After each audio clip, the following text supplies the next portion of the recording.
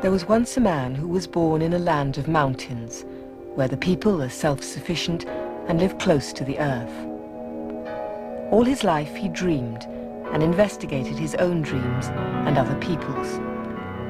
Patients came to him to try to understand the wisdom of dreams. He was a successful psychiatrist who never ceased to speak of the soul, mythology, and God. I began to read Jung when I first began to study Eastern philosophy in my late adolescence. And I'm eternally grateful to him for what I would call a sort of balancing influence on the development of my thought. I had a long talk with him back in 1958, and I was enormously impressed with a man who was obviously very great, but at the same time with whom everyone could be completely at ease. Jung managed to have wisdom, and I think also sanctity, in such a way that when other people came into its presence, they didn't feel judged. They felt enhanced, encouraged, and invited to share in a common life. What I saw was a great artist, one of the great masters of the human mind. He was able to boil down the messages of what he was trying to say into these amazing images that he would put in his book. But one thing is sure, a great change of our psychological attitude is imminent. That is certain. Why? Because we need more. We need more psychology. We need more understanding of human nature, because the only real danger that exists is man himself. He is the great danger, and we are pitifully unaware of it. We know nothing of man, far too little. His psyche should be studied, because we are the origin of all coming evil. We're here to talk about Jung, Carl Gustav Jung. Monday, the 6th of June, is the 50th anniversary of his death. He died in 1961. It occurred to me that this was worth thinking about, not just who the man was, but what his legacy might be today. If you've ever used words like introvert, extrovert, the archetypal, collective unconscious, if you've ever done a Myers-Briggs personality test, loved or loathed the New Age, Jung is the person you have to thank for all that. These are his words that have become common currency in our culture. My whole scheme of typology is merely a sort of orientation. Namely, there is such a factor as introversion, there is such a factor as extroversion. The classification of individuals means nothing at all. This is only the instrumentarium for the practical psychologists. Yeah. Would you perceive the world being made up of only people or extreme introverts and people that are extreme extroverts? Well, you know how people are. They catch a word, and then everything is schematized along that word. There is no such thing as a pure extrovert or a pure introvert. That such a man would be in the lunatic asylum. And as the world in general, particularly America, is extroverted like hell, the introvert has no place. Because he doesn't know that he beholds the world from within. And that gives him dignity, and that gives him certainty. For example, more specifically, what would be an example or a difference between an intuitive extrovert and an intuitive introvert? Well, you know, the intuitive extrovert, you find among hunters, bankers, gamblers. Well, that is quite understandable. But the introvert the introverted variety is more difficult, because he has intuitions as to the subjective factor, namely the inner world. And of course that is now very difficult to understand, because what he sees are most uncommon things, and he doesn't like to talk of them. If he's not a fool.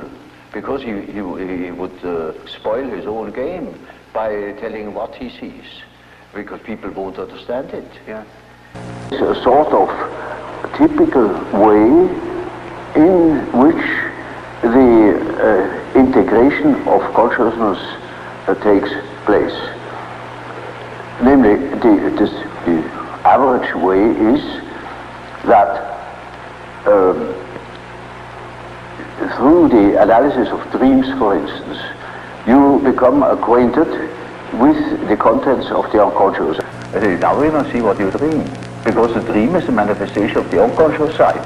Now he never had heard of the unconscious side, so I must explain to him that he has an unconscious, and that the dream is a manifestation of it, and if we succeed in analyzing the dream, we might get an idea about that power that makes him think like that. Now you also use the term self. Yes. Now, the word self then, would this have a different meaning than say ego or... Oh yes, oh quite, oh yes.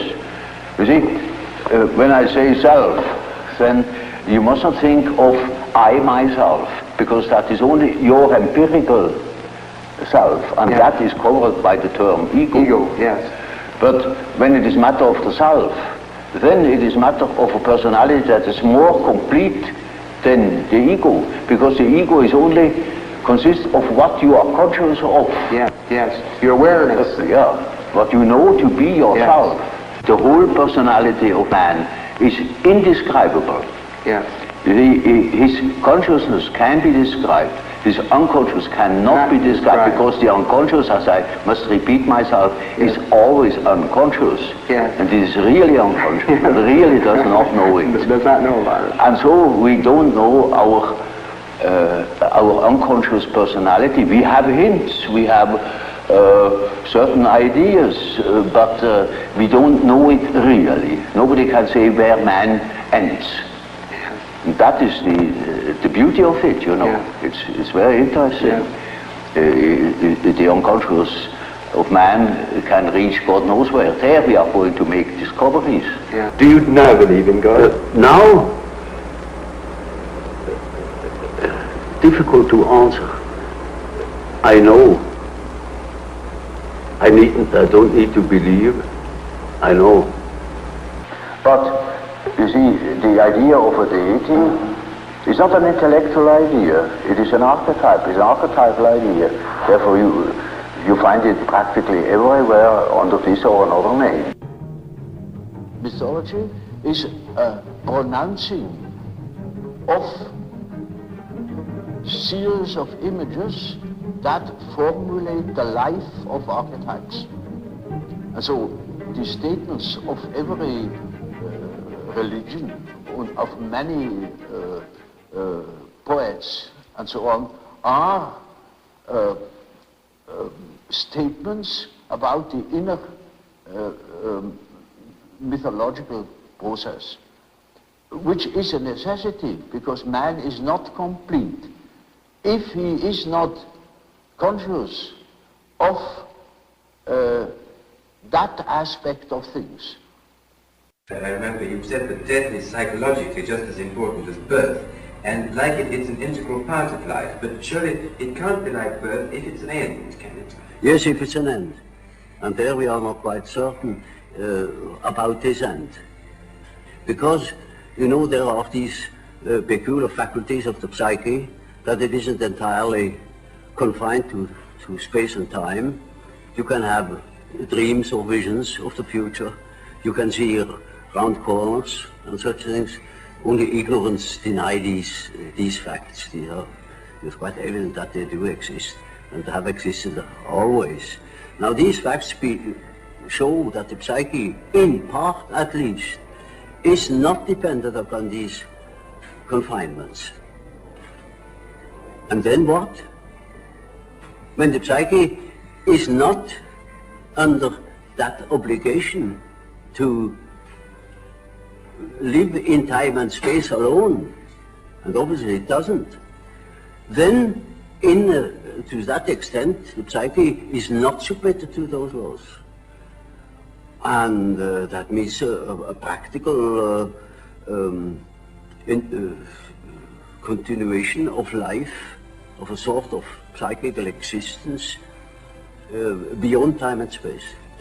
His dreams have changed our ideas. Before he died, he said, "My work will be continued by those who suffer." His name was Carl Gustav Jung.